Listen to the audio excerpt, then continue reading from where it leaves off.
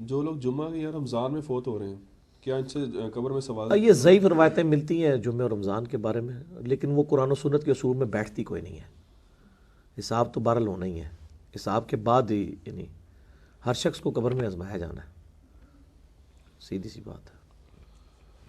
کیونکہ اکثر ہمارے یہاں یہ بڑی باتیں ہوتی ہیں لوگوں کے، بڑا خوش نصیب تھا جمعے کو مر گیا یا رمضان خوش نصیبی تو میرے بھائی اگر یہ ہے تو بخاری مسلم میں حدیث ہے، نبی علیہ السلام کا ایک غلام تھا مدعم، اتنا خوش نصیب تھا کہ خیبر کے موقع پہ اسے نامعلوم تیر لگا، شہید ہو گیا. صحابہ نے کہا کتنا خوش نصیب تھا، آپ صلی اللہ علیہ وسلم کا کجاوا کستا ہے سواری میں اور آپ کو وضو کرواتا ہے سب کچھ. آپ فرمایا تم اسے خوش نصیب کہہ رہے ہو، اور اس نے بیت المال میں سے ایک چادر چوری کی تھی جو مرتے ہی آگ کی اس کے اوپر ڈال دی گئی ہے. خوش نصیبی کا فیصلہ سب سے بڑا تو صحابہ کرام نے جس کے بارے میں کیا وہ تو نکلا جعلی. تو تواڈے میرے فیصلے کتنے اصلی نکل سکتے ہیں؟ صحابہ کرام نے بڑا صحیح فیصلہ کیا کہ بھئی حضور کا خادم ہے، کلمہ گو ہے، مسلمان سب کچھ ہے. وہ تو مسئلہ ہی کچھ اور نکل آیا، وہ تو عذاب میں تھا، اس کو تو اللہ تعالیٰ نے نہیں لحاظ کیا کہ یہ خادم رسول ہے تو چھوڑ دیا جائے. تو اس طرح کی باتیں جو ہے نا مطلب یہ بنی ہوئی ہیں، لوگوں کو دین کی خبر نہیں ہے. میرے بھائی اگر کوئی خانہ کعبہ شریف میں طواف کعبہ کرتا ہوا بھی مر جائے وہ اپنے مال کے مطابق اٹھایا جائے گا. اس کی یہ چیز اس کے اعمال کی مطلب وہ اگر یہ چیز ہو تو نبی علیہ السلام کئی بار مقروض کا جنازہ لایا گیا، بخاری مسلم میں حدیث ہے، آپ نے فرمایا میں نہیں پڑھتا، قرض ادا کرو اس کا. حالانکہ یہ بھی ہم کہتے ہیں جی حضور کے پڑھنے سے ویسے ہی معاف ہو جانا ہے، نہیں، چاہے آپ علیہ السلام بھی جنازہ پڑھ دیتے قرض تو نہیں معاف ہونا. تو یہ لوگوں نے خود سے ہی دین بنایا ہوا ہے، یہ دین کا مزاج ہی نہیں ہے. اسی لیے میں کہتا ہوں کہ لوگوں نے دین کا مزاج سمجھا ہی نہیں ہے.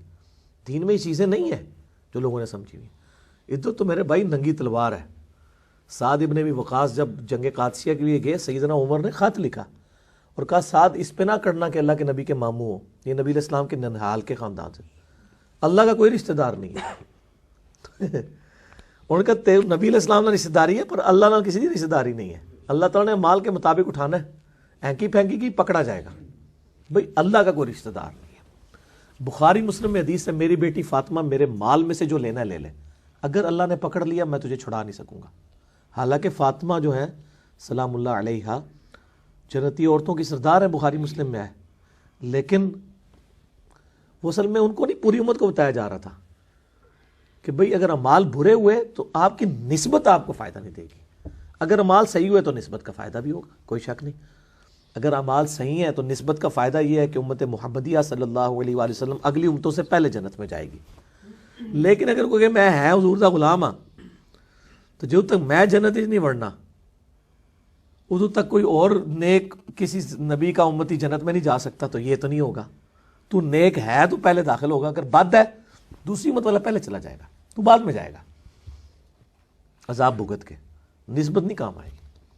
ٹھیک ہو گیا.